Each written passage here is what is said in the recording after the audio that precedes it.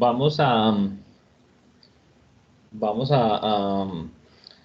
trabajar hoy un tema muy específico. Bienvenidos a los que no habían estado antes, que son pues, muchos de los ex practicantes, sobre todo. Yo estoy buscando pues como hacer una especie de comunidad cada vez más grande para que podamos empezar a conversar de temas cada vez más comunes. Entonces por eso estoy invitando pues como a otras personas. Entonces poco a poco pues vamos mirando. Si alguno de ustedes conoce a alguien que le interese también, envíenle el link tranquilamente, que igual pues no hay problema con que pues compartamos la información.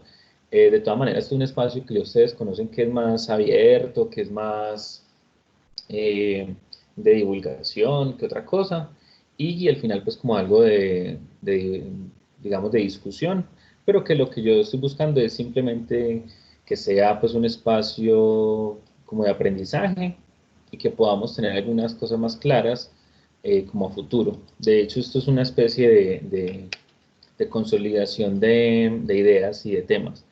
Eh, bueno, hoy voy a trabajar el tema del origen del lenguaje, eh, pero frente a esto, pues tenemos, pues no solamente para hablar del origen, sino pues de la universalidad del lenguaje, que digamos que la discusión pues está centrada como en esos dos, pues como en esos dos temas, ¿cierto? ¿De dónde sale el lenguaje? De dónde surgió y por qué estamos acá haciendo pues lo que nos permite hacer el lenguaje. Y eso nos lleva pues como a una pregunta y es si es universal o no. Entonces vamos a intentar trabajarlo desde allí, pues como hacer una difusión de la información y al final vamos pues o invité a Susana, que espero que esté por ahí, sí, está por ahí, para que nos converse acerca de una discusión que se genera muchísimo, sobre todo en humanidades, y es acerca del determinismo lingüístico, que suena muy bonito, suena muy genial, pero que tiene muchas dificultades para entenderlo. Entonces, simplemente pues como para ambientarlo ahí. Bueno, el tema de la universalidad del lenguaje, pues básicamente lo que yo procuro o lo que procuraré pues es como obviamente generar un concepto general del lenguaje. En la sesión pasada ya lo abordamos, pero creo que es importante pues que vayamos mirando y retomando como otras definiciones también. Luego voy a hablar de las lenguas naturales, pues porque esa diferenciación entre lengua natural y lengua artificial.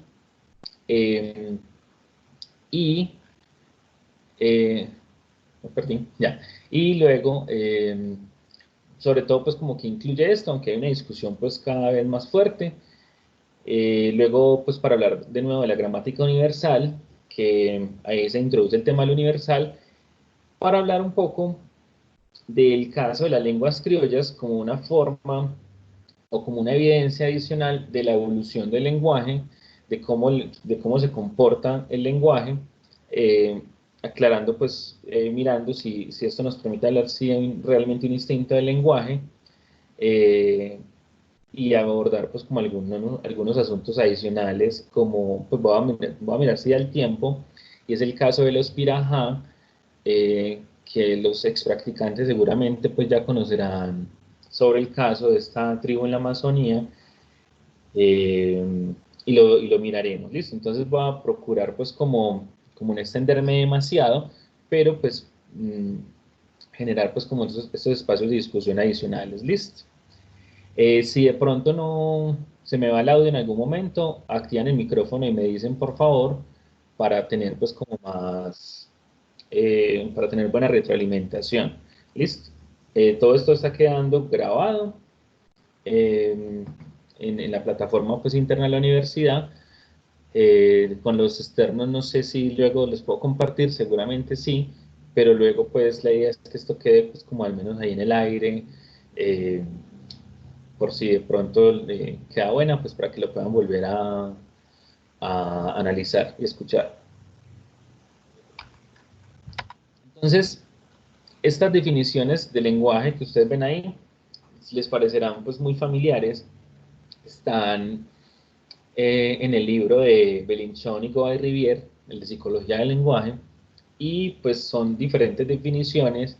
Por ejemplo, está de Luria como sistema de códigos para designar objetos del mundo exterior, para designar las acciones, las cualidades, las relaciones. Entonces vean que desde Luria el lenguaje es un tema de denominación, lo cual pues ha generado, digamos, una influencia muy grande, porque casi que como que el papá de la neuropsicología o de muchos neuropsicólogos actuales y neuropsicólogas, ahí está creo que Paula, digamos que es Luria, o sea, muchas cosas se basan en lo que dice Luria.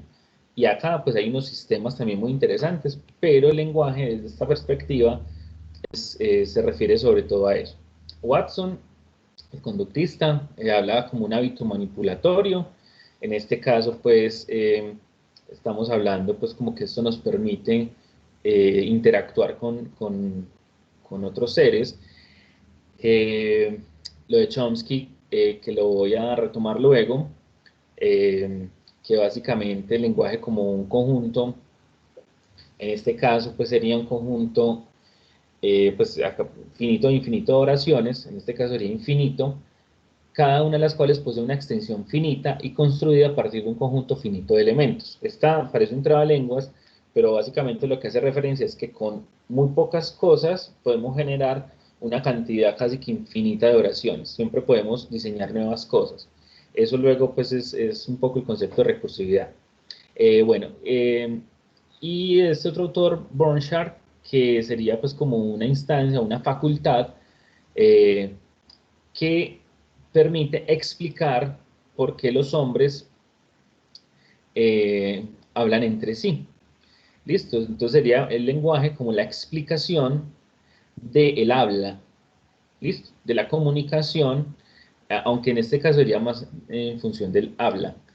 Digamos que en últimas, Belinchón y Godet-Rivière, este libro sobre todo es de Belinchón, pues, aunque los otros dos autores pues también aportan pues bastantísimo, dicen que es un sistema entonces compuesto por unidades cuya organización interna puede ser objeto de, de una descripción formal y obviamente pues posibilitaría formas de relaciones y de acción sobre el medio, generando unas conductas específicas. Es decir, las conductas no son lenguaje, listo, desde esta visión. Lenguaje es una capacidad interna que permite generar conductas y que se puede describir y demás aspectos. Entonces, como ustedes ven, está muy vinculado definitivamente pues como a la concepción pues, de la psicolingüística en general, y es que en últimas el lenguaje es una capacidad psicológica, por ende pues el estudio del lenguaje, si bien existe la lingüística, sería pues como una rama muy especializada, muy potente, pero que sería pues en esencia psicología. Eh, Ellos, en el libro pues que les digo de Psicología del Lenguaje, hablan de tres componentes: un componente formal o estructural, un componente funcional y un componente comportamental. En el componente formal, básicamente lo que entendemos como lingüística, y lo que haría es estudiar pues cómo es la gramática, cómo es la fonética, cómo es el tema léxico, mientras que en el componente funcional se va a referir, ¿cierto?, como para qué sirve el lenguaje, sobre todo abordando que tiene una función representacional y una función comunicativa. En estos casos, digamos, es una discusión grande y es si esta función representacional del lenguaje es previa o posterior, ¿cierto? Como cuál es la relación entre el lenguaje y la representación, si la representación lleva al lenguaje, si el lenguaje lleva a la representación, si yo con el lenguaje puedo generar una representación en la otra persona nueva, o si es gracias a que yo tengo representaciones, puedo empezar a generar lenguaje. Y la función comunicativa, básicamente, el tema de la interacción. Mientras que el componente comportamental se refiere a qué puedo hacer yo con con esa capacidad, ¿listo? Como en términos más, por así decirlo, superficiales, o en términos más externos mejor, y ahí pues se analizan tanto conductas, digamos, psicológicas y neurocientíficas de cómo se relacionan esto. Acá lo que se analiza sobre todo es que toda la neurofisiología es un correlato del lenguaje, así como las conductas relacionadas, pero no son componentes explicativos del lenguaje. Básicamente, el lenguaje permite conductas y el lenguaje tiene un correlato, una asociación neurofisiológica, pero en ningún momento lo neurofisiológico genera el lenguaje, que estas son unas situaciones, digamos, de discusión muy fuertes en neurociencia, y es el lugar de lo psicológico y lo biológico. Es tan grande la discusión que hay perspectivas, eh, digamos, si uno habla de psicobiología, hace un énfasis específico. Si uno habla de biopsicología, hace un énfasis específico. Y eso es importante que ustedes lo tengan en cuenta porque no son palabras al azar, ¿cierto? No es como juntemos las dos cosas y ya no. Es qué va primero, qué explica qué. Entonces ahí pues hay una serie de elementos. La mayoría de libros frente al tema incluso se llaman psicobiología, ¿listo? Pero pues hay una discusión muy grande que es importante que ustedes la tengan como clara y que en general pues el que escuche tenga eso claro. Pero todo esto básicamente nos permite entrar en un terreno y es que en lo humano vamos a hablar de lo que son las lenguas naturales. Las lenguas naturales se oponen a las lenguas artificiales eh, que pues básicamente se pueden relacionar las lenguas artificiales con el tema de la computación, ¿cierto? El tema de los computadores que utilizan lenguas, acá empezamos como una distinción entre lenguaje y lengua, pero que entraríamos como en esa distinción de entre lo natural y lo artificial. Hockett genera o propone eh, hace muchas décadas ya eh, una serie de características para poder decir si una lengua es natural o no.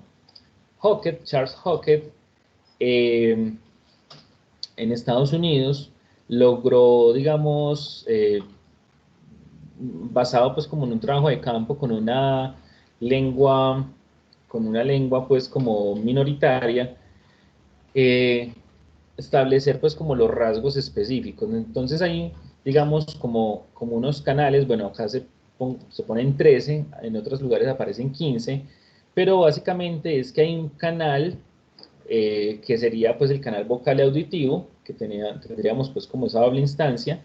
La recepción se realiza a través de un canal auditivo y la emisión a través de un canal oral. Eso parece como una obviedad, pero se requiere tenerlo para que sea natural.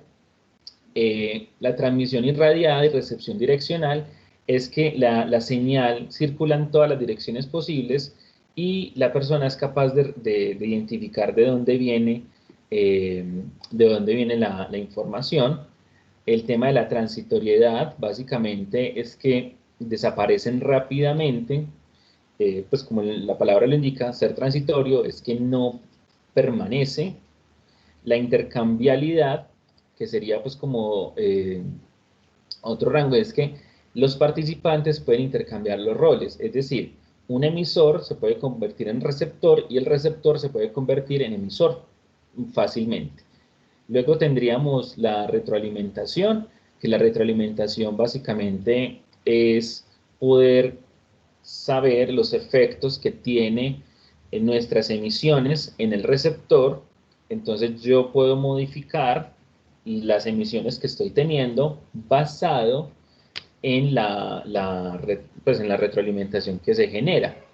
La especialización sería pues como otro de los rasgos para el lenguaje natural, eh, y es que las lenguas se especializan en cuestiones muy específicas, en cuestiones sociales, cuestiones geográficas, ¿cierto? Se va pues como haciendo esa funcionalidad.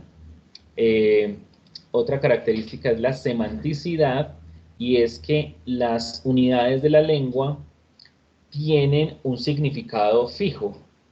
¿Listo? O sea, cada expresión tiene un significado fijo. Pueden tener más, pueden ser cambiantes, pero el hecho de que sea, pues de que una lengua tenga semanticidad, quiere decir que hay una relación de la expresión que yo hago con un significado puntual. ¿Listo? Una información pues como del mundo. La arbitrariedad, que esto incluso pues es uno de los rasgos saussurianos de Ferdinand de Saussure, uno de los abuelos pues de la lingüística. Básicamente es que la relación que se establece en lo anterior de la semanticidad es una relación que es un acuerdo entre los hablantes. Básicamente, la relación entre lo que, ¿cierto? Entre el significado y lo que se emite no es natural, ¿cierto? No es que esté dado pues como por obra y gracia de una entidad divina, a pesar pues como de muchas posturas religiosas, y a lo que hace referencia es que solamente es posible a través de la convencionalidad, pero pues y eso lo que implica es que es arbitrario. Es decir, no hay nada que guíe más allá que la decisión del grupo de hablantes. Otra de las características es que es discreta.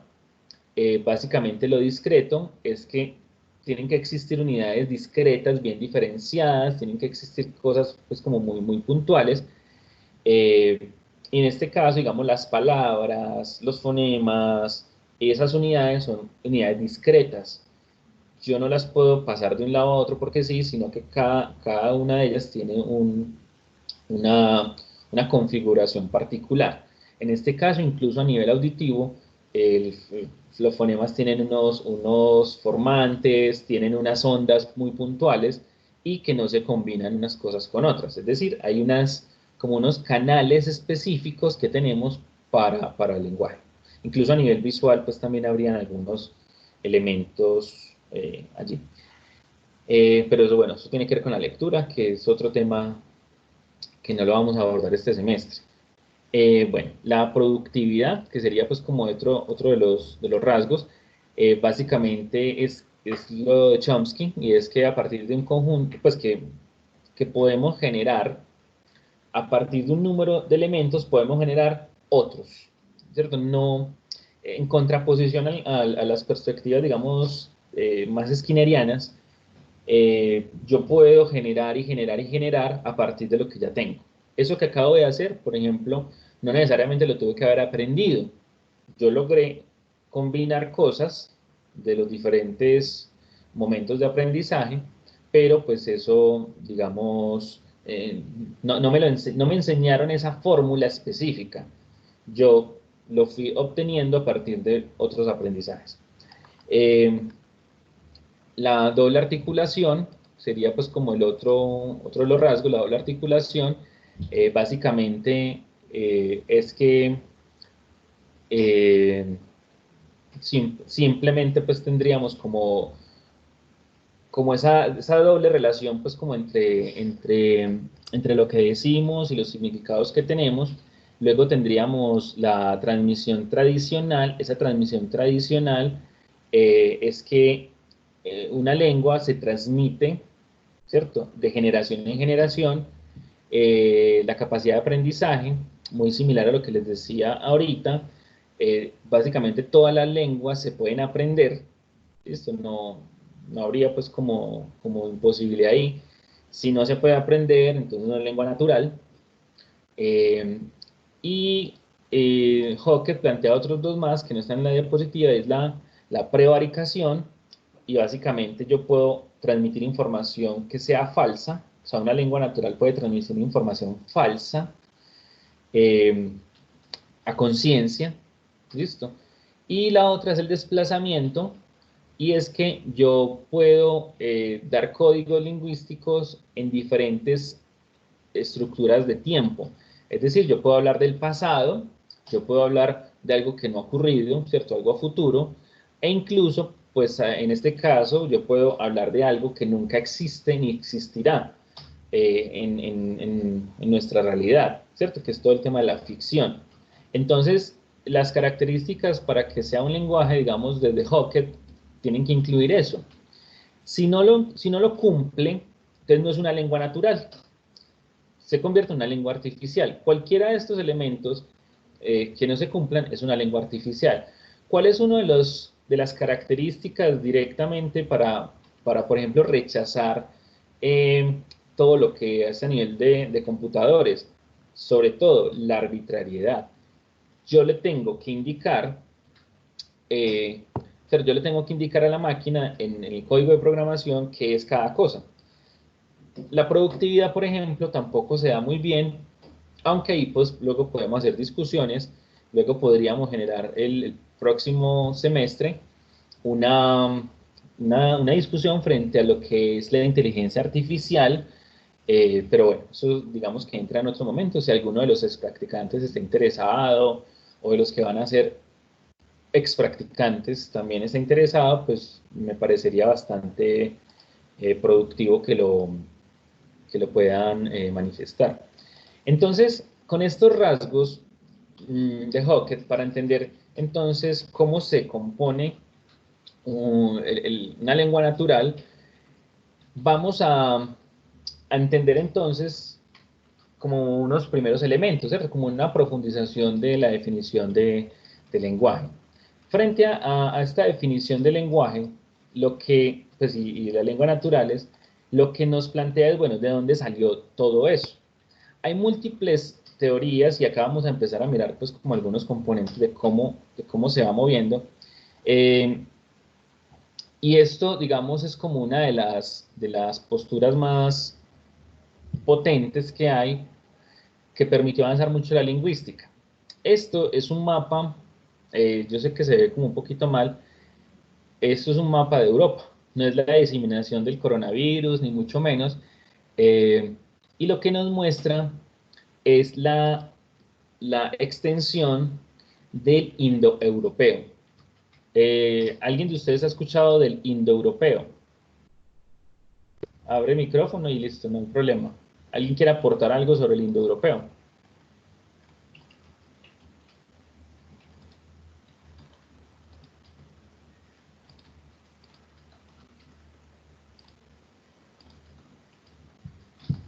Bueno, yo la verdad solo sé el indoamericano, pero indoeuropeo, de pronto por asociación, pero no, no. Te escucho súper pasito, Juan. No, que se recuerdo algo de la ascendencia indoamericana, pero indoeuropea, no sé de pronto hacia los pueblos nórdicos, llámense vikingos y celtiberios. Pensaría de pronto que es por ahí, pero no estoy seguro tampoco. Y vean, normalmente, aunque digamos en lingüística, o pues, en general casi todos los que estudian lingüística más o menos han escuchado de esto, es una hipótesis, ¿cierto? Es una hipótesis basada, entre otras cosas, por uno de los hermanos Grimm. Espérenme, yo, qué pena cuando es que estoy por acá buscando un librito muy bueno sobre el tema, que se me acaba de perder, pero bueno, ya luego lo encontraré. Eh, y es que Jacob Grimm, eh, espérenme un momento, por favor. Ya.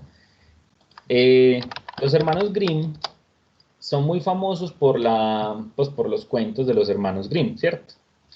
Los hermanos Grimm, en particular Jacob, logró, digamos, encontrar eh, algunos de los indicios más potentes sobre, sobre el idioma o sobre la lengua indoeuropea, que básicamente es como una de las principales ramas actuales. Vean, lo que hizo este señor eh, fue, junto a su hermano Wilhelm, fue descubrir, él era lingüista, entre otras cosas, gracias al tema de la lingüística, pues lo que querían era rescatar las tradiciones y la lengua germana, entonces lo hicieron a partir de los cuentos tradicionales, pero en particular lo que él encontró cuando era embajador por allá en la India, pues son lo que era pues toda esta zona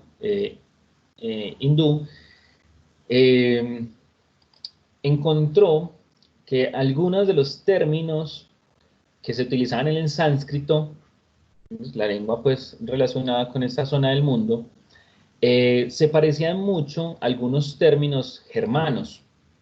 Entonces, pues la pregunta era como, bueno, ¿y por qué se parecen tanto si estamos hablando de idiomas y de lugares tan lejanos? Incluso pues ahorita todavía nos parece lejano. Imagínense en esas épocas, estamos hablando de 1700, 1800, estamos hablando por esas épocas, pues todo era pues mucho más distante. Y lo que se empezó a rastrear era que a partir de la pronunciación, de la fonética, para referirse a objetos y a cosas y a acciones similares, se lograba rastrear, digamos, eh, como unas similitudes muy, muy extrañas en ese momento, logrando establecer, pues, como, venga, ¿de dónde salió esto? ¿Por qué salió eso así? Entonces, él y otros filólogos y lingüistas comenzaron a como atar cabos y empezaron a buscar evidencia o buscar pues como asuntos dentro de cada idioma de cada pueblo para mirar cómo era que se habían derivado estos pueblos. Básicamente, casi que desde una perspectiva más antropológica en su momento, pero recuerden que estamos hablando, y es que en 1800, en ese siglo, se fue dando también toda la evidencia de la evolución. Estamos hablando de Darwin. Entonces, digamos que un aporte o una relación muy importante a la evolución se dio también con la lingüística, porque a partir de la evolución de una lengua o de las lenguas se logra rastrear también cómo es que se van emitiendo cambios a partir de las situaciones del contexto, de las situaciones del lugar, cómo se van modificando las estructuras lingüísticas, pero que sí es posible rastrear un origen común. Y ese origen común, entonces, llama la atención y bueno, entonces, si podemos rastrear un origen común, estos idiomas que parecen tan separados como el sánscrito y el alemán, eh, pues como de dónde salen. Entonces lograron rastrear a partir de una serie de ramas muy, muy diferentes, eh, una raíz en los montes Urales. Los montes Urales son esos montes que dividen básicamente Europa de Asia. Y lo que lograron rastrear es que se encuentra, al parecer, en lo que ahora es Turquía. Listo, sobre todo pues como en la zona más montañosa de Turquía, directamente entre la frontera o en la frontera entre Turquía y Armenia. Yo no sé pues qué tan familiarizados estén ustedes como en geografía, pero básicamente lo que estoy diciendo es que el origen nuestro a nivel lingüístico se puede rastrear con un solo pueblo originario. Y ese pueblo no se, digamos, no se tiene pues como una evidencia histórica o por escrito, pero sí se logra rastrear a partir de las trazas fonéticas de dónde van surgiendo y en qué se parecen unas cosas con otras, una raíz en esa zona. ¿Por qué se llama lengua o idioma indoeuropeo? Porque precisamente logra conectar toda la zona del Indo, eso, toda la península, pues, pues, y toda esa zona pues, del mundo, con Europa básicamente. Ese idioma, lo que se asume es que es un idioma que habló un pueblo. Digamos que ustedes dirán, pues obvio, ¿cierto? Sí, tuve que haberlo hablado un grupo específico. Entonces, lo que se logra saber, y se supo primero lingüísticamente, y se ha encontrado evidencia ya arqueológica, eh, es que existiría o existió un pueblo indoeuropeo que a su vez surgió de un pueblo previo que se llama proto-indoeuropeo. ¿En qué momento se logra saber eso? Realmente, esa, eh, digamos, ese origen indoeuropeo ha sido pues como bastante, eh, digamos, bastante discutido porque pues es difícil saber realmente digamos, como hace cuántos años se remonta. Sin embargo, pues el hecho de que lo hable casi la mitad del mundo, ¿cierto? Las lenguas que están basadas en el indoeuropeo, eh, hace pensar que es una lengua que se dio alrededor de hace 3.000 años, pues, antes de Cristo. Es decir, estamos hablando de hace 5.000 años o 4.000 años, se generó esa lengua. ¿Eso quiere decir entonces que el lenguaje tiene 5.000 años? No. Eso quiere decir que lo que nosotros tenemos hasta ahorita se puede rastrear más o menos a 5.000 años. Y de ahí se han derivado, digamos, como muchas familias lingüísticas en la actualidad. Sin embargo, como les digo, ese indoeuropeo está basado en el proto-indoeuropeo, que en términos generales se cree que era una lengua demasiado flexible, una lengua que permitiría tener, digamos, una evolución amplia y por eso pues estaría conectado tanto el persa como el inglés, el español, el italiano, pero pues obviamente vamos a tener en cuenta que hay muchas variaciones del indoeuropeo. Cuando se rastrea, adicionalmente, como las ramas lingüísticas, incluso se ha logrado tener una evidencia ya a nivel arqueológica y digamos que nos permite rastrear hasta hace más o menos 300.000 años desde que el hombre o desde que el Homo logró articular, ¿cierto? Logró generar las características que les decía ahorita, ¿cierto? O sea, esos rasgos distintivos para hablar de una lengua natural. Listo, entonces ahí pues hay como una serie de elementos, incluso pues ustedes pueden buscar tranquilamente las familias y por ejemplo América es indoeuropea. Ustedes dirán, ¿por qué no hablamos de lenguas americanas? Porque la predominancia sigue siendo indoeuropea. Incluso hay un árbol, voy a buscar acá el árbol lingüístico, que es bonito. Alguna vez se los había mostrado pues como a los del otro grupo. Espérenme por favor.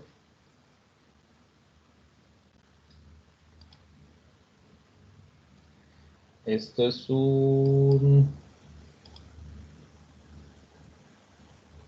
Momento. Está cargando.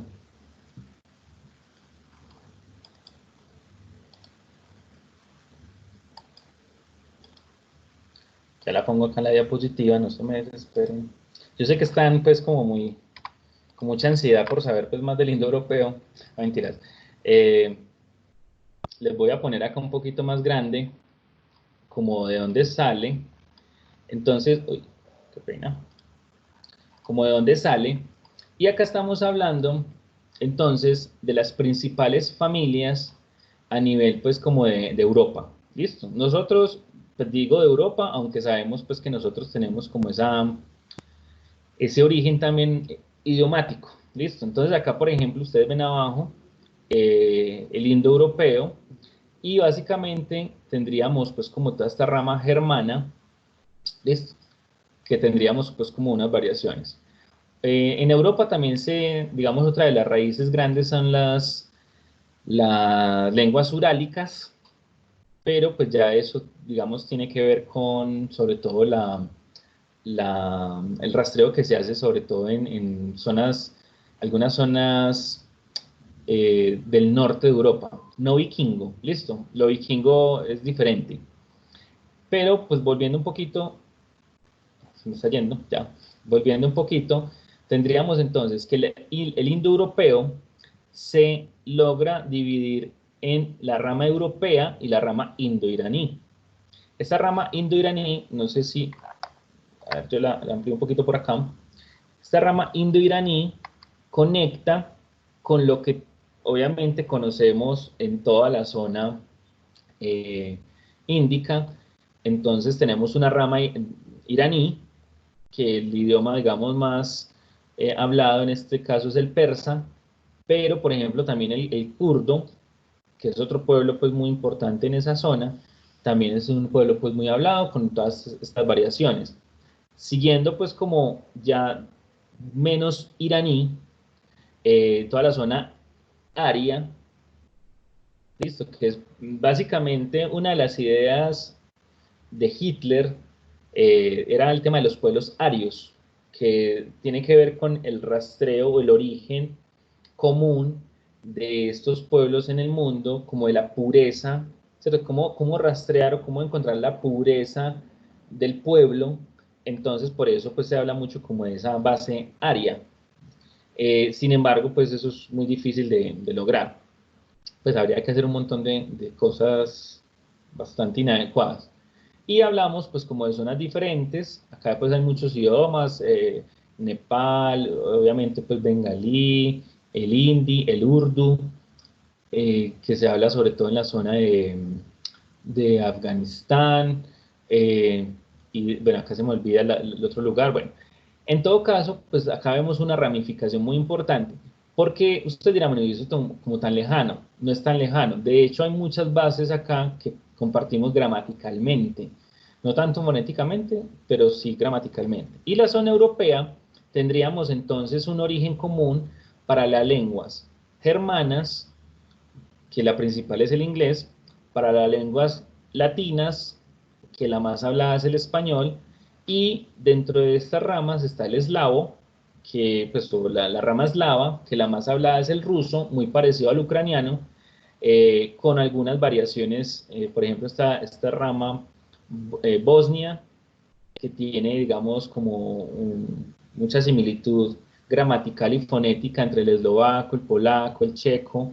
Está en la zona, digamos, balcánica, que sería el croata, el serbio, el búlgaro. Por acá ustedes ven macedónico, pues, macedónico, esloveno.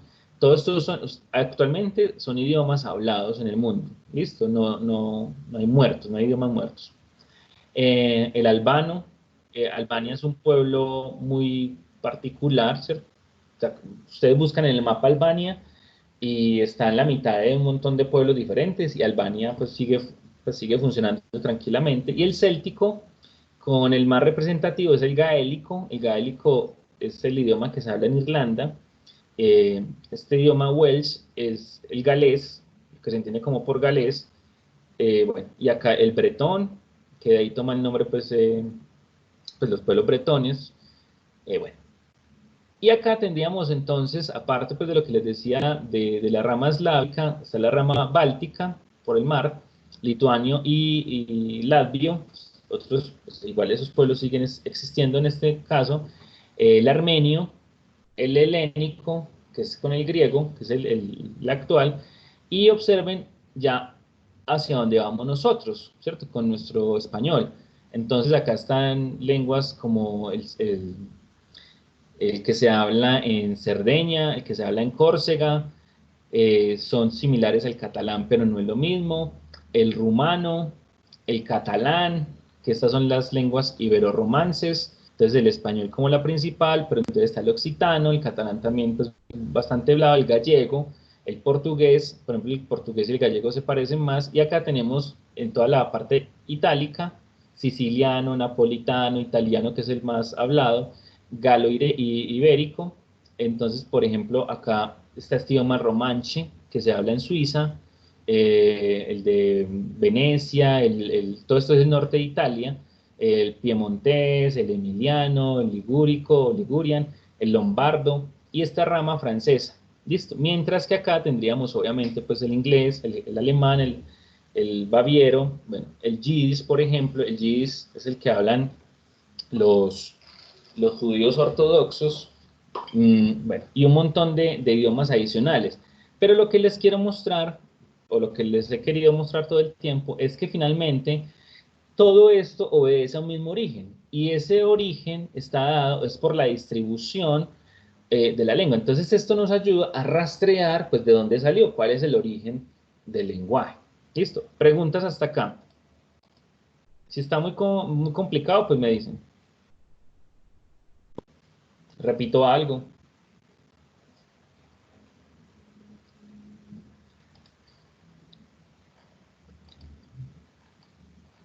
Bueno, si no dicen nada, pues yo asumo... Ah, bueno. ¿Qué origen tienen las lenguas nativas americanas? Bueno, ese origen es súper raro porque, se lo pregunta Paula, el origen de las lenguas nativas americanas. Ahí es donde se ha logrado rastrear cómo fue la población americana, pero de este continente. Listo, recuerden que América, pues, lo hablamos pues hace, nos referimos a América desde hace muy poquito. Lo que se, o digamos, las familias lingüísticas americanas están basadas en un origen asiático. ¿Por qué? Básicamente lo que se sabe, pues recuerden que como los pueblos acá son tan pequeñitos, lo que se sabe realmente con las familias nuestras lingüísticas las nativas es que obedecieron a básicamente alrededor de 3 migraciones de pueblos asiáticos directamente, sobre todo de la zona, digamos, china, de ese grupo grande.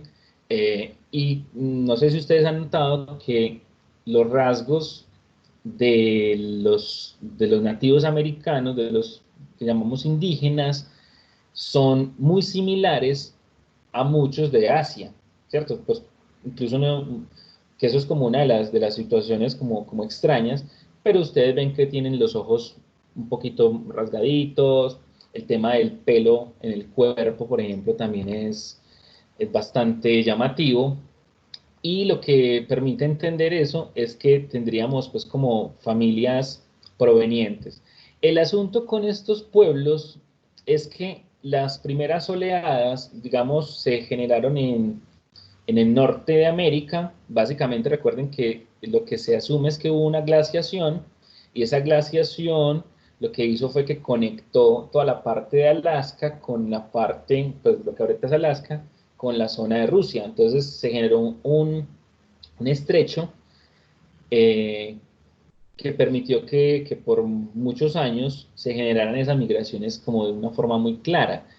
Primero entró por el norte de América, se asentaron primero allí en el norte de América, y ahí estamos hablando de unas lenguas, digamos, más antiguas y con culturas más consolidadas en el norte de América. Yo no sé si ustedes han leído algo de las lenguas del norte de América, o los pueblos del norte de América, y es que si nos ponemos a mirar en extensión, las culturas nativas americanas en extensión eran más grandes que algunos imperios, o que algunos imperios europeos, por ejemplo, cuando llegaron a conquistar.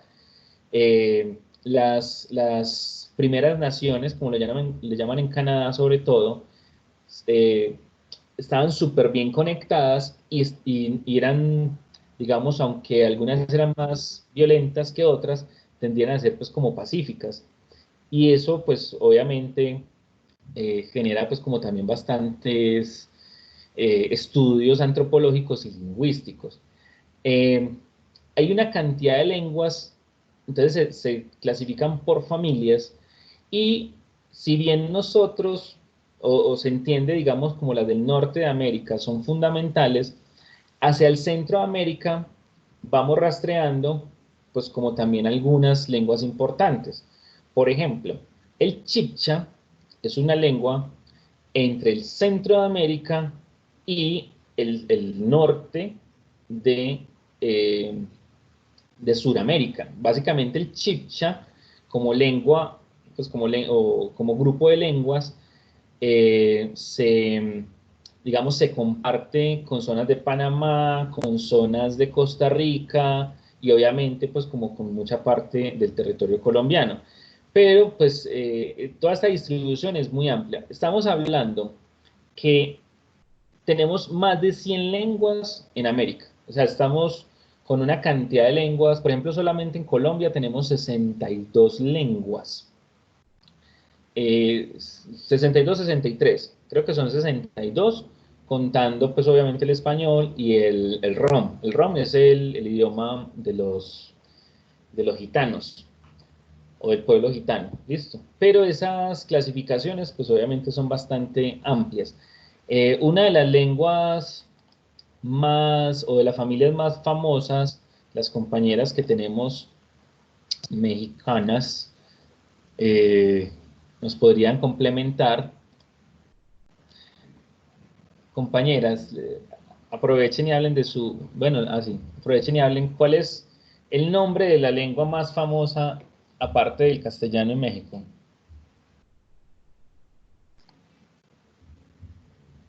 ¿No quieren El hablar? náhuatl, Ustedes saben. sí. Ah, qué genial. No, hablarlo no. Ah, nos ilusionaron. Sí, es de el centro de México o sur. Centro y sur de México. Vean, por ejemplo, eso que están contando es muy interesante, aunque digamos que el origen de ese pueblo es mucho más al norte. Ese pueblo eh, es un pueblo súper bélico, súper peleón, y lo que hizo fue que se expandió hacia el sur, donde estaba originalmente, se ha rastreado pues como en zonas de, digamos, como más al norte de Texas y todo eso, se han rastreado pues como evidencias de esos pueblos, y lo que hicieron fue que bueno, y todo Arizona, todos esos lugares que realmente eran de México, y eran es porque culturalmente eran muy similares. Si bien dominaron, ¿cierto? Los mexicas dominaron toda esa zona, pues las compañeras me desmentirán, pero realmente lo que se hizo fue que se fue, digamos, expandiendo a lo más, digamos, de la forma más agresiva, se fue expandiendo hasta lograr pues como un dominio territorial bien importante. De hecho, una de las maneras en que los españoles lograron acabar pues con el imperio azteca realmente fue porque se aliaron con otros pueblos que estaban resentidos por lo mismo, por la agresividad y demás. Y eso pues se generaron muchos problemas. Están las lenguas mayas, más al sur, pero pues lo que se va viendo ahí es una división cada vez eh, más amplia pues de una división mayor gracias a la configuración geográfica. Básicamente, llegaba a un pueblo, se quedaba por varios cientos de años ahí y iba modificando denominaciones, iban modificando palabras, haciendo que por aislado genético, pues genético no, aislado geográfico, luego no pudieran comunicarse esos pueblos, pero luego pues estoy hablando de cientos de años. Esto tampoco crean pues que es una cosa súper rápida. Eh, y ahí tendríamos pues como eso. Las familias principales en Sudamérica eh, son las lenguas que quedan en la zona de Brasil. Eh, Se llaman como lenguas tupí. Son muchas, están súper dispersas en todo el territorio que conocemos como Brasil. Luego está el arahuaco. El arawak o arahuaco, ustedes saben que en Colombia tenemos al norte de Colombia, pero se puede rastrear en las Guyanas, se puede rastrear en Venezuela, en Brasil, en la zona de la Amazonía, es muy grande, se puede rastrear en Perú, se puede rastrear en Bolivia. Listo, entonces ahí encontramos como familias y que, pues familias lingüísticas, aunque uno ve como los pueblos un poco diferentes, aunque cuando ustedes miran la parte, o digamos el rostro de las personas pertenecientes a estos pueblos, pues ustedes ven que básicamente es lo mismo. Otra familia muy importante es la familia Caribe. La familia Caribe son una serie de lenguas que originalmente llegaron por el territorio que conocemos ahorita como Venezuela. Listo, eran como esas zonas de las islas y se lograron establecer a nivel sobre todo de Venezuela, ahí es donde hay más, en la zona de Colombia también muy grande y en la zona de Brasil. Y, digamos, por ejemplo, en Colombia, el predominio es en tres tipos de lenguas. Obviamente, chipchas, arawak y caribe. Esas, digamos, son las familias principales en Colombia. Eh, ¿Cuál es la segunda lengua más hablada en Colombia? ¿Quién quiere responder?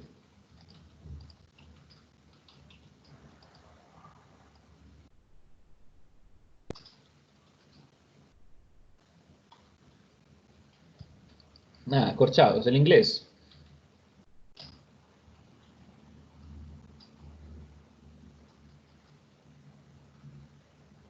Nada.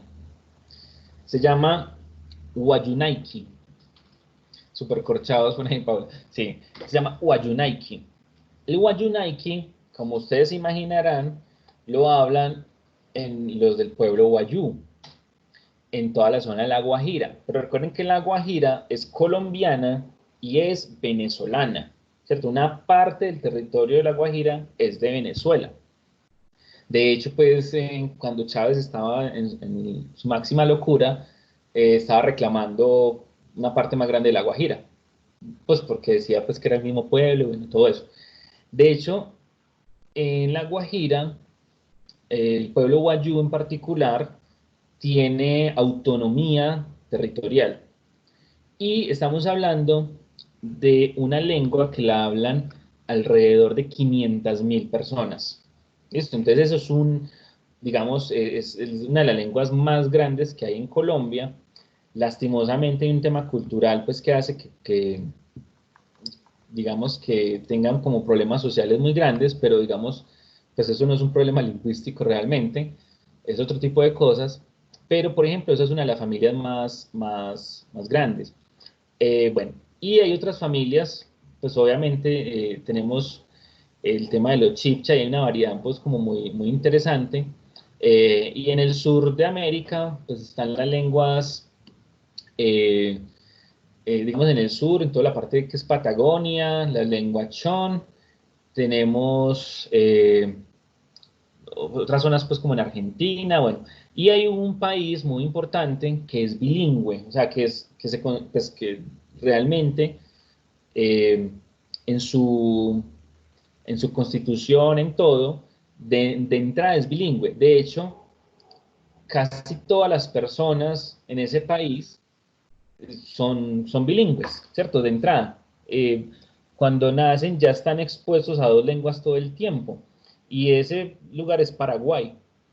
Listo, eso pues digamos como esos lugares como raros que hay acá. Y es que allá pues todo mundo, todo mundo no, pero mucha gente sí maneja obviamente el español y el guaraní. ¿Listo? Y eso es una zona pues como bastante importante, también entendiendo pues que el guaraní tiene como un origen muy importante tupí, que es toda esta familia pues como de sobre todo que está pues como en la parte de Brasil. Acá hay pues como muchos, pues cerquita acá, Medellín incluso, tenemos eh, pueblos con, digamos, pues que hablan bastante y pues como, o digamos más bien muy cerca, tenemos idiomas muy variados. Una de esas es el embera. Listo. El embera pues se habla como muchas zonas y hay una división pues de pueblos embera eh, y ellos pues se diferencian entre sí, ¿cierto? Embera Catíos, embera Chamí y estamos básicamente a 3 horas de distancia. Ah, bueno, y hay unas lenguas muy importantes que son la lengua chocó. El nombre chocó, no crean que es un nombre africano. La gente cree que como la mayoría o que muchas personas de Chocó son negras, entonces la palabra Chocó es africana. No, la palabra Chocó realmente es de eh, digamos, de zona, pues, o de idioma indígena o nativo americano, pues, por así decirlo. Listo, entonces vean que ahí, pues, obviamente encontramos mucha variedad. En Ecuador también se han logrado rastrear algunos pueblos en Vera, pero bueno, a lo que voy es que encontramos, digamos, como una variedad muy grande. Otro dato ahí, ¿cuál es el grupo lingüístico más importante en África?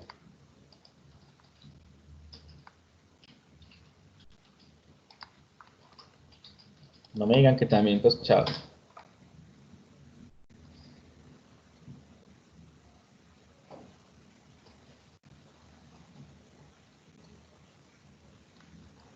Sobre todo, pues digamos acá, pues obviamente hay bastantes, pero digamos las que son como más tradicionales, por así decirlo, son un grupo de lenguas que serían las lenguas bantú.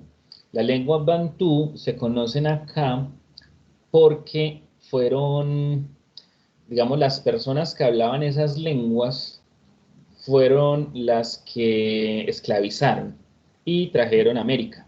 Entonces, muchas de las personas que fueron esclavizadas llegaron a estas zonas y es un grupo gigantesco, las lenguas bantúes, porque pues ahí, por ejemplo, hay una muy famosa que es el Swahili, que es una de esas lenguas pues, como que suena mucho. Y se ha logrado rastrear, en África hay una cantidad de lenguas, o sea, pues hay muchas más que acá. Mientras más antiguo se rastrea, digamos, el pueblo o el grupo de pueblos, más cantidad de idiomas existen alrededor. ¿Listo? Eso es una particularidad también que se ha visto y es que se logran configurar grupos pequeños, se aíslan geográficamente y se genera, digamos, una gramática particular y una fonética específica, haciendo que tenga, que tenga pues como todo eso. Relacionado con la cultura zulú, no estoy tan seguro, creo que sí, me preguntan por acá, creo que sí. El problema es que en África hay muchas familias lingüísticas, ¿listo? Hay algo muy interesante con África y es que recuerden que el Homo salió fue de África, ¿listo? Salió fue de África. Pero bueno, ahí hay un montón de variaciones. De hecho, pues valdría la pena luego hablar de lenguas raras. Eh, por ejemplo, en Europa hay una lengua muy rara en la península ibérica y es el vasco o el euskera. Por ejemplo, el euskera es una lengua que se sabe que no es indoeuropea. Esto es el pueblo en vasco habla euskera, ellos se llaman, realmente en idioma ellos es Euskadi, y se cree que tiene un parentesco con el húngaro, pero realmente no hay como mucha certeza.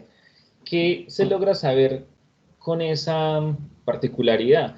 Es que no habría o digamos que ese pueblo estaba mucho antes de la llegada de los pueblos indoeuropeos y obviamente pues estamos hablando que estaba mucho antes de los romanos, estaba mucho antes de los celtas, estaba mucho antes de los griegos, estaba mucho antes de los germanos, obviamente. Básicamente los germanos son ya de la época pues de Cristo, pues la era cristiana, pero el pueblo vasco pues ya se sabe que estaba muchísimo antes. Entonces se considera que el vasco o las personas de ascendencia vasca son pre-indoeuropeas, lo cual pues es como bastante interesante pues como identificarlo. Bueno, por acá ponen en el chat que, listo, las lenguas de Islandia, que hay una gran concentración de lenguas autóctonas. Sí, lo que pasa es que ya con estas lenguas específicas son variaciones, bueno, sobre todo en Islandia, eh, digamos, la colonización no fue tan temprana, pero por ejemplo, arriba en Finlandia hay unos pueblos todavía más antiguos que tienen raíces urales y ahí hay, sobre todo en el norte de Finlandia. Por eso les decía ahorita, por ejemplo, que los pueblos vikingos se sabe que realmente obedecieron a unas migraciones de pueblos germanos, luego se unieron de nuevo, pero pues son pueblos diferentes. Y eso se sabe no tanto por la evidencia arqueológica, que es escasa, básicamente se logran saber es con cerámica, con jarrones, con la forma de los jarrones se ha logrado saber mucho, pero sobre todo pues se está haciendo, eh, o se logra rastrear es por esas trazas gramaticales y fonéticas de cada una de esas lenguas. Listo, pero eso es pues como bastante, como les digo, son casi que, como que no se logra rastrear exactamente de dónde salieron, pero sí se ha podido mirar las migraciones humanas a partir de los elementos lingüísticos. Obviamente, pues es que es muy difícil saber qué fue lo que ocurrió. Bueno, Paula pregunta por el chat que por qué a nuestro idioma nativo lo llaman dialecto sin idioma. ¿Qué tiene que ver con, bueno, si tiene que ver con el desprecio por los indígenas, eh, pues más o menos. En particular, eh, digamos, en general en los lingüistas y se habla de lenguas, ¿listo?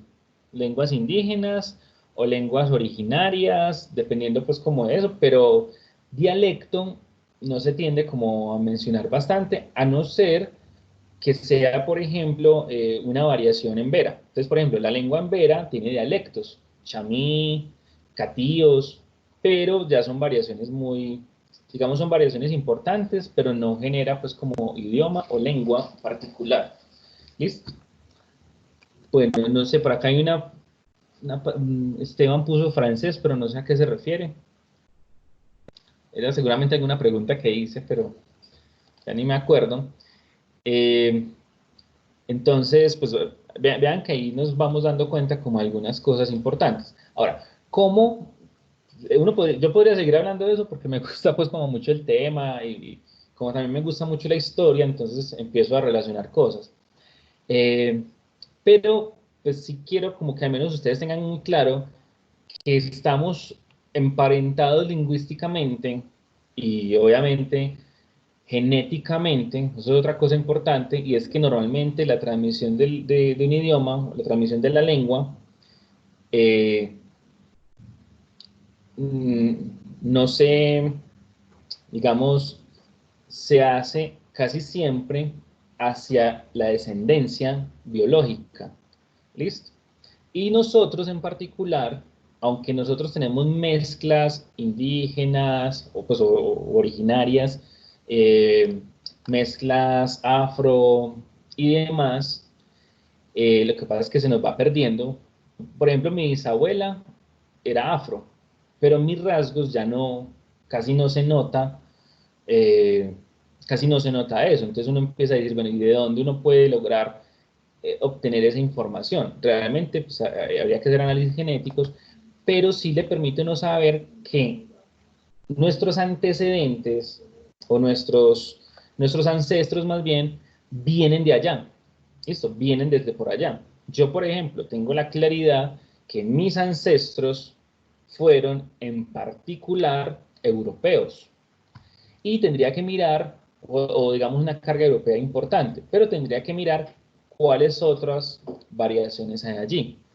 Eh, por ejemplo, acá tenemos en el grupo al profesor Juan Soto. Por ejemplo, él tiene un origen diferente, aunque seguramente tiene unas mezclas súper variadas, pero todo eso lo permite a uno como rastrear que hay por ahí. Por ejemplo, ahí Juan puso que hola, ¿cierto? Entonces él tiene, por ejemplo, una mezcla, pues de hecho, vean el apellido, Fadul, y por ejemplo, toda esa zona libanés, entonces ya no, digamos, no es indoeuropea.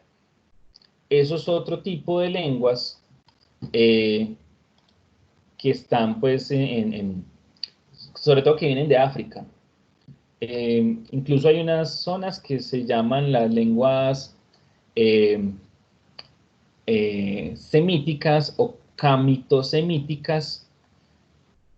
Se llama semítico, pero digamos que eso tiene como un nombre, pues, como que ha ido variando. Ahorita se utiliza mucho afroasiático por el tema de África, porque viene de ahí.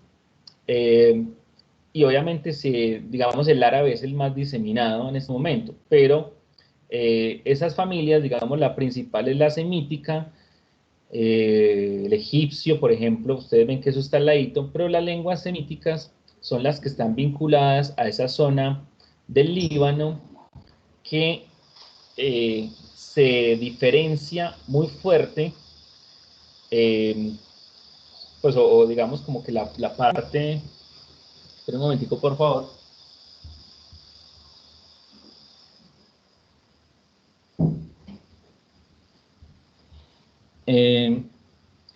Digamos un grupo específico que era el grupo fenicio. ¿Listo? Los fenicios son de esa zona, pero entonces ahí justo al sur de esa zona es el hebreo. Bueno, y ahí tenemos pues como un montón de dialectos adicionales de la lengua aramea. Recuerden que lo que se cree es que el arameo era el idioma que hablaba Jesús. Bueno, el árabe se hablaba originalmente muy al sur, pero pues por temas también de conquista y demás se regó. Entonces, ahí uno empieza a rastrear como de dónde vienen como estas cosas y qué procesos migratorios se dieron y demás, ¿listo? ¿Cómo se logra saber eso? A partir de pues básicamente eso es otro de las evidencias grandes que hay de la teoría de Chomsky, ¿listo?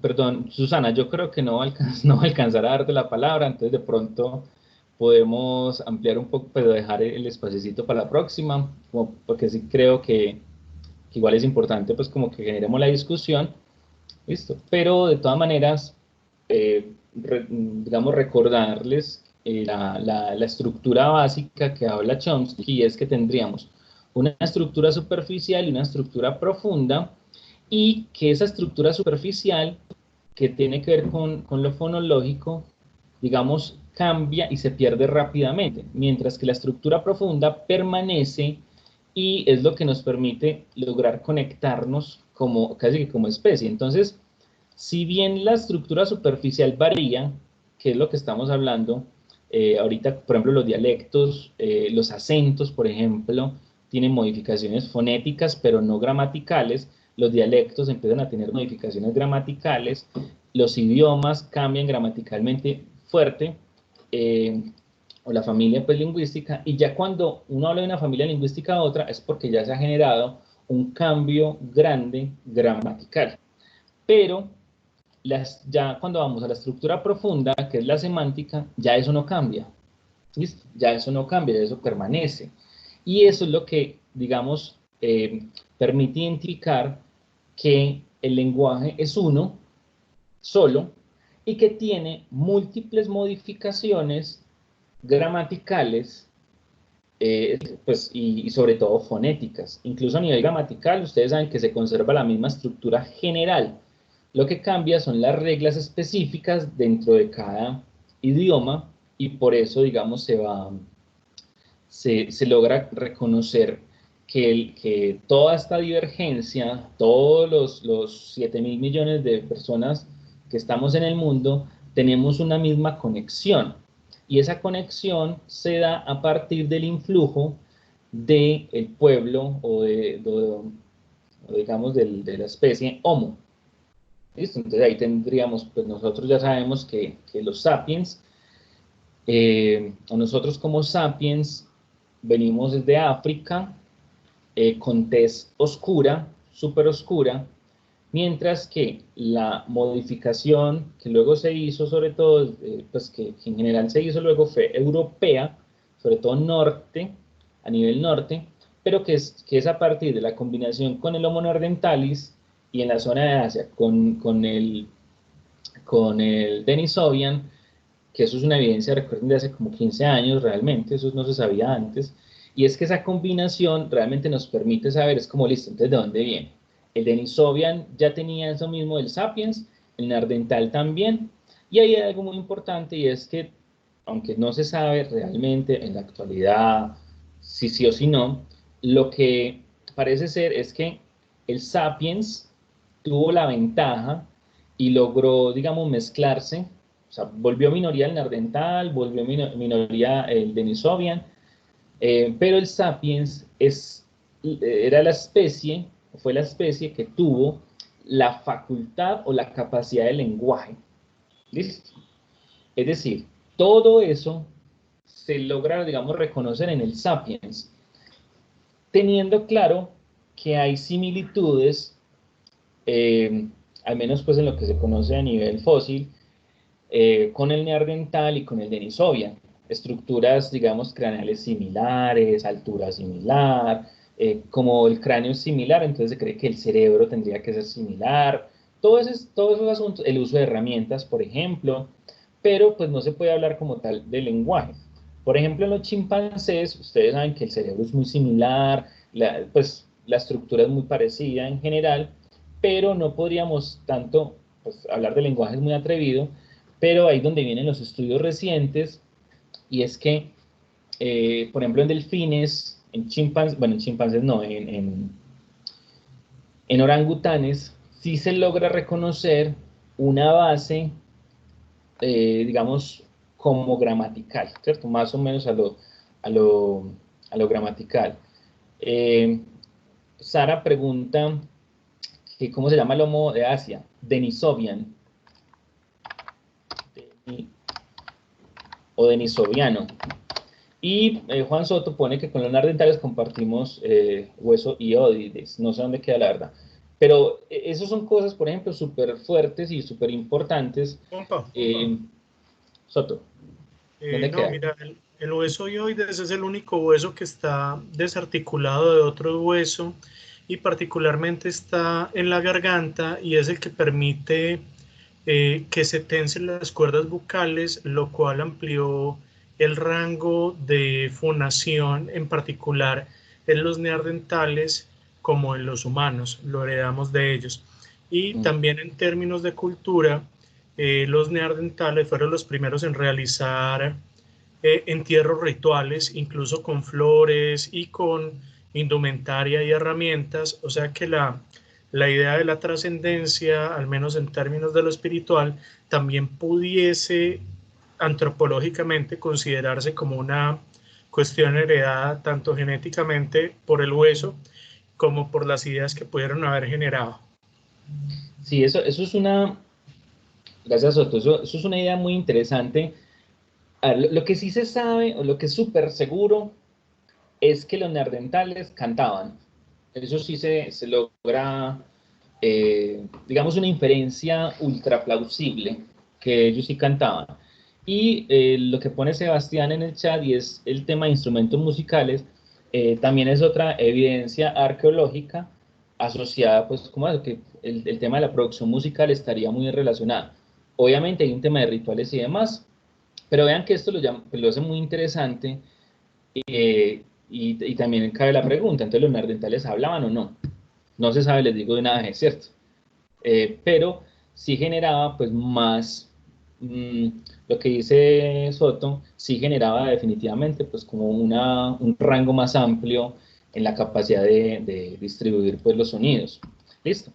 Volviendo un poco, pues volviendo a lo de Chomsky, entonces vemos que podemos rastrear el origen del lenguaje eh, hacia el componente psicológico, ¿cierto? Lo que entendemos de estructura profunda, el componente semántico, las ideas estarían ahí de base, ¿cierto?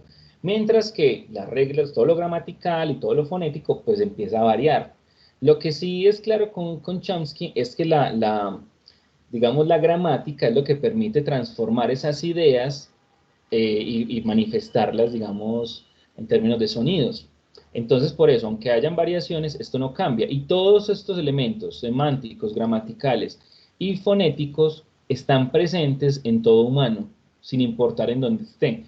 Entonces, lo que se sabe realmente es que o que a partir del lenguaje también logramos identificar el origen común de la humanidad.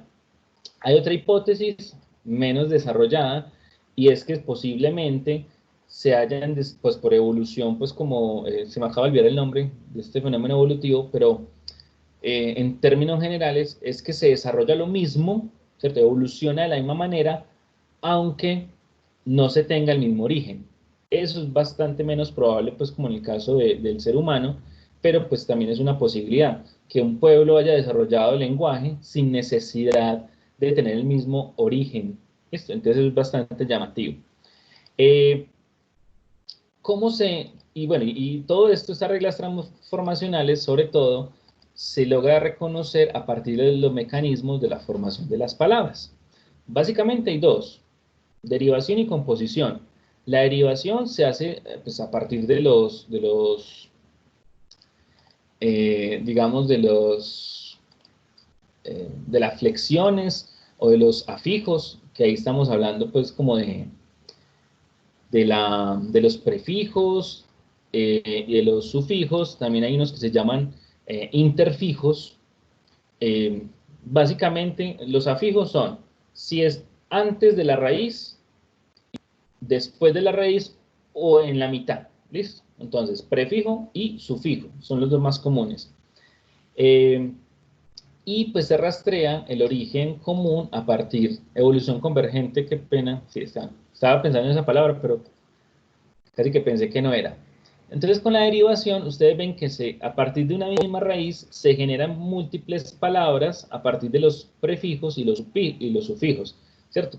Entonces, de zapato, entonces podemos generar zapatero, podemos decir predecir, bueno, y un montón de cosas. De composición, básicamente son otros mecanismos diferentes, y es que la composición combinamos tipologías morfológicas en las palabras. Por ejemplo, combinamos un verbo con un sustantivo.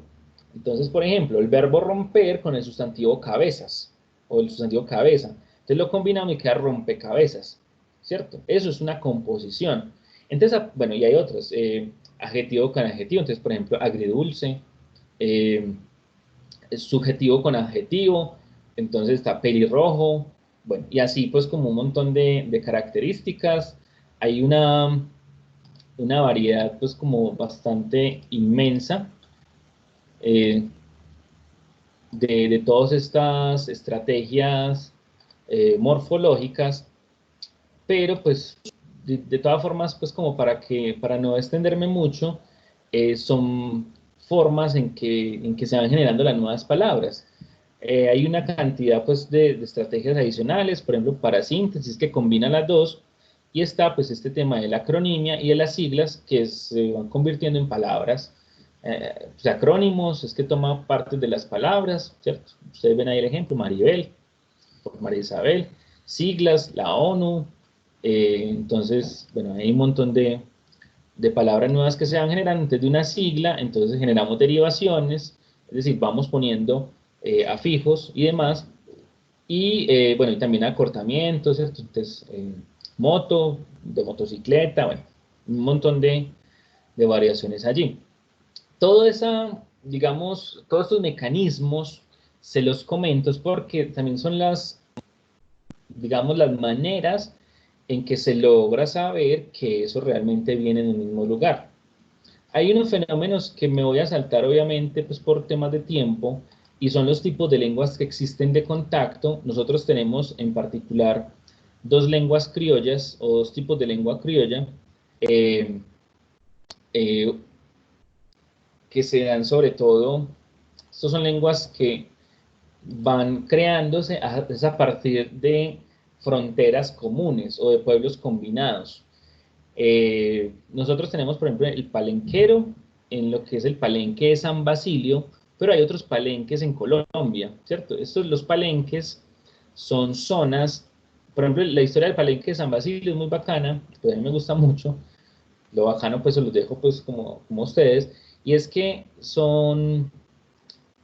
se creó a partir de los esclavos de origen africano que se volaban de la zona de la costa norte de Colombia. Entonces, se escapaban e iban a un lugar donde generaron una fortificación. Eso está muy cerca a Cartagena y se llama el Palenque de San Basilio.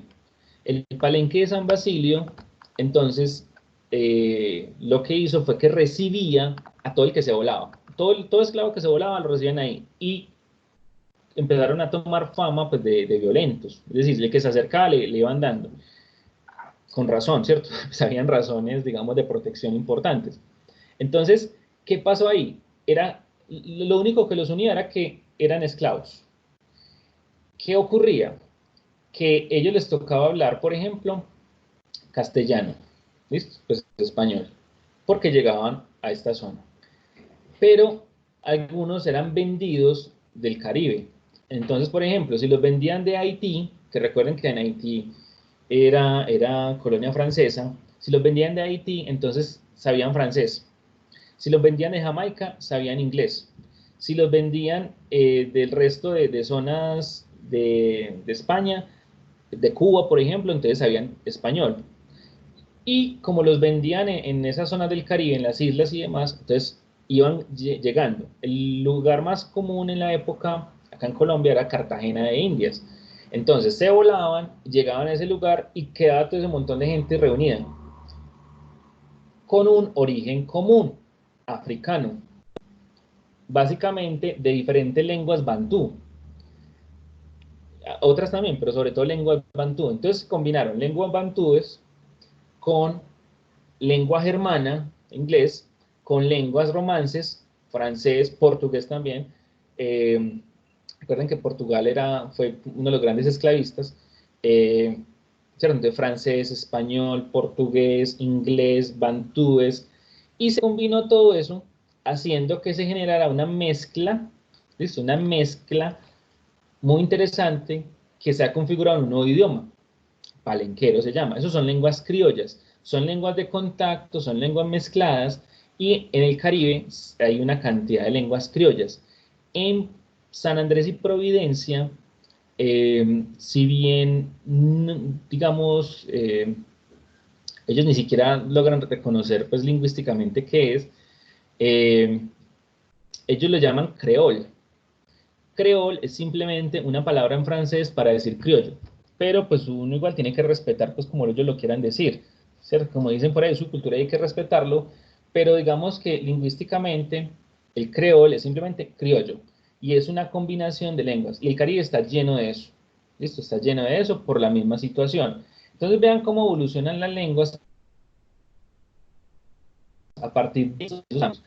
¿Qué ocurre en el palenquero? Por ejemplo, la negación en el palenquero es la misma que en el francés. En francés, por usted decir yo no sé, usted tiene que decir je ne, que es la negación, sé de saber, pa y ne son la misma, son negar. Pero hay que decir je ne sais pas para poder decir pues como que yo no sé algo. Es decir, hay que negar dos veces. En palenquero también hay que negar dos veces para que la oración quede completa. Entonces, gramaticalmente se generan cambios, fonéticamente se generan cambios, y pues si en este momento ustedes van al palenque, tienen que encontrar un intérprete, porque casi, pues muy poquitas personas hablan español, van a hablar en palenquero. Lo mismo si ustedes van a Providencia, ustedes medio entienden cosas de inglés, medio cosas de español, pero incluso en el acento se nota un cambio muy grande. De hecho, ellos tienen mucha influencia del inglés, pero pues ahí hay variaciones muy grandes, ¿listo? Entonces vean que ahí vamos encontrando todo esto. Entonces, de acuerdo a todo esto, caben algunas preguntas como para ir cerrando, y es entonces, toda esta evidencia nos permite hablar entonces si hay un instinto de lenguaje, ¿cierto? A lo Pinker. Bueno, hubiera puesto la foto de Pinker, no es por chicanearles. Por ahí creo que Esteban también tiene foto con Pinker, que nos tocó en la conferencia del año pasado. La próxima la pongo, de hecho ni siquiera sé dónde la tengo, pero eh, de todas formas, lo que vale la pena resaltar acá entonces y preguntarnos, esta variación nos lleva a entender entonces que el lenguaje es una construcción social. ¿Listo? Eso, por ejemplo, es una de las situaciones que es bien interesantes, o interesantes no, que a veces uno discute mucho porque hay posturas muy fuertes que todo es una construcción social básicamente. Y eso pues cuando uno empieza a revisar, entonces, pues, ¿cuál es la validez de ese tipo de afirmaciones? ¿O dónde está la evidencia para ello? Ja,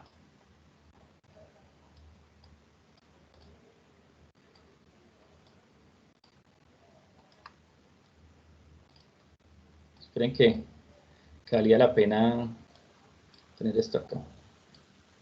Yo sé que me van a decir creído, pero de todas formas, había que organizar la diapositiva. Este es Pinker, este soy yo.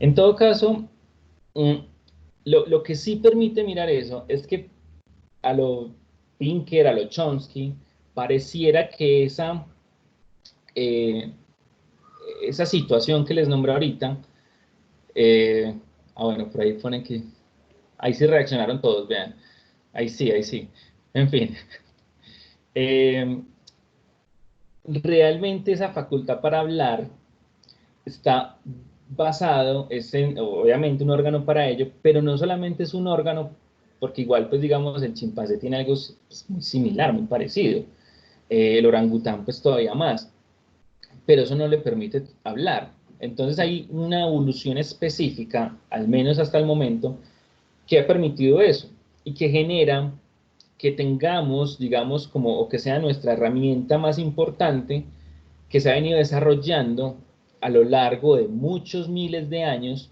Estamos hablando de 300.000 años desde que podemos trazar algo del lenguaje, pero ustedes ven que las lenguas son tan dinámicas. Lo que les mostré ahorita, por ejemplo, del indoeuropeo. Podemos rastrear el protoindoeuropeo hace 5.000 años más o menos, pero realmente las variaciones recientes, por ejemplo, nuestro español es un español muy nuevo. O sea, incluso el español es una de las lenguas que más se ha conservado o que no tiene tantos cambios, es porque hay una academia que la regula. La gente critica mucho la Real Academia de la Lengua Española, pero ha tenido un propósito muy interesante y es que permite que personas en diferentes lugares nos podamos entender de una forma muy fuerte. A nivel, digamos, gramatical no hay cambios. Tenemos cambios léxicos, pero también sabemos cuál es la palabra básica. O sea, sabemos, por ejemplo, acá están las compañeras de México, ¿no es cierto? Popote.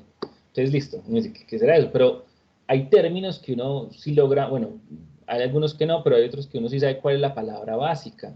Eh, Camiseta, entonces uno sabe que igual, o camisa, ¿cierto? Entonces, playera, polera, un montón de cosas que se usan, pero uno sabe también cuál es la básica. Entonces, desde todo eso, son variaciones que se van dando, pero la Real Academia de la Lengua permite comunicar lo que hay. Ya obviamente hay otras variaciones, hay otras cosas adicionales. El caso de Chile, por ejemplo, fonéticamente y léxicamente se han alejado mucho del resto. Entonces, lo que los lingüistas analizan eh, es que la rama chilena se va a transformar en un dialecto, eh, algunos ya lo consideran dialecto, se va a transformar en un dialecto y luego se va a generar un idioma nuevo, porque es la que ha llevado cambios y no quieren seguir, digamos, la línea básica eh, española, ¿cierto? Lo que entendemos como el castellano. Pero pues eso son otras cosas. Si ustedes notan en el inglés, no hay una Real Academia del Inglés. Entonces, el inglés británico, e incluso hay una gramática del inglés británico, una gramática del inglés americano, hay una gramática del inglés australiano, que son los principales, eh, y ustedes casi que tienen que decir, vea, el inglés que voy a utilizar es el inglés británico, es el inglés americano. Pero usted no tiene que decir que voy a utilizar el español mexicano o el español colombiano o el español peninsular, porque ya sabemos pues que hay una estructura similar. Entonces vean que eso ha permitido también como mantener, pero si no existiera esa regulación, seguramente tendríamos más variaciones y acá estaríamos hablando otra cosa diferente a lo de México, diferente a lo de Chile. Bueno, Chile ya saben que hablan diferente, diferente a lo de Argentina, probablemente más similar a lo de Venezuela. Listo, y ahí vamos encontrando pues como todas esas variaciones.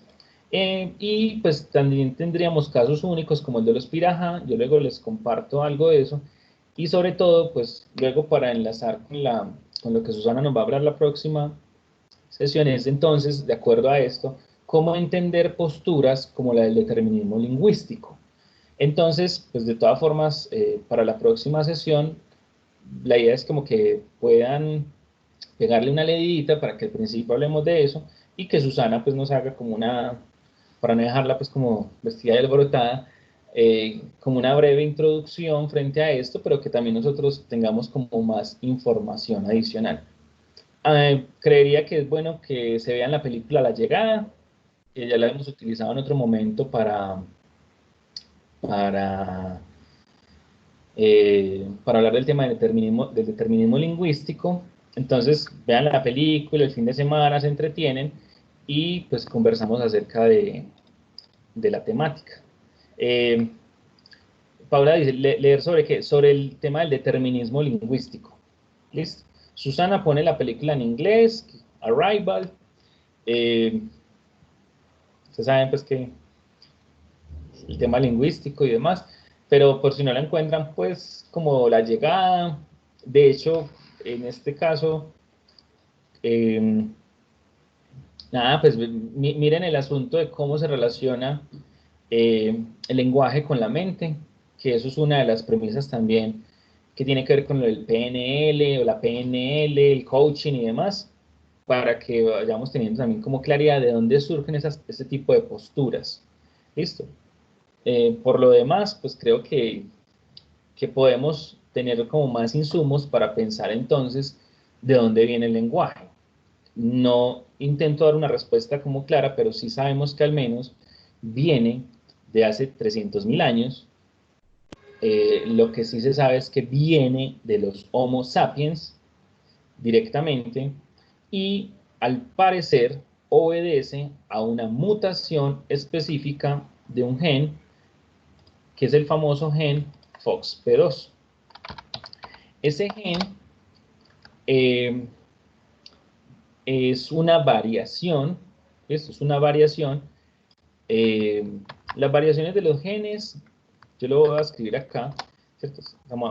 Listo, este gen FOXP2, pero ustedes también lo pueden encontrar todo en mayúsculas.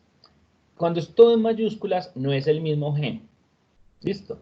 Esto es así, la F mayúscula, O, X minúscula, P mayúscula, 2. Eso es un gen específico.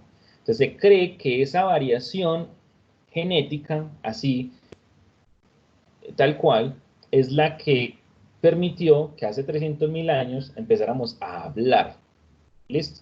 Entonces, cuando se habla, es que se considera que empieza a generarse la estructura completa que pasa de estructura profunda semántica hacia estructura superficial fonética. ¿Listo? Entonces se cree que es ahí. Obviamente estamos hablando de hace muchos años, pero esto básicamente lo que involucra es algo de arqueología cognitiva, arqueología lingüística, que son combinaciones de diferentes temas y que pues en esencia hace parte de todo lo que entendemos como ciencias cognitivas. ¿Listo? Preguntas, comentarios finales.